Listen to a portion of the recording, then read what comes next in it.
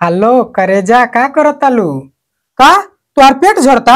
अब हमार पैखाना में मैदान कल बुनी पर के चारों ओर खाँच हो गइल बाटे। खाँच में कहाँ जेबू? अब हम पैखाना कहना होतनी। अरे बेटा कहाँ तले? पैखाना में जतनी पापा।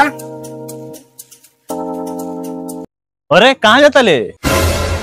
पापा जातनी पेशाब करे।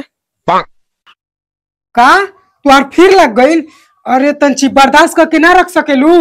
अब पापा के हमरा पर शौक होता टे। अरे बेटा कहाँ जाता ले? अब पापा बहुते जोर से पेशाब लगल बा, जातनी पैखाना में पेशाब करे। अच्छा बेटा आज तो मिनटे मिनट में पेशाब लगाता, हमारा के तो कुछ गड़बड़ लगाता, जाके देखे के पड़ी। औरत का चक्कर बाबू भैया। इलो करे जा, जल्दी डाल के भागो।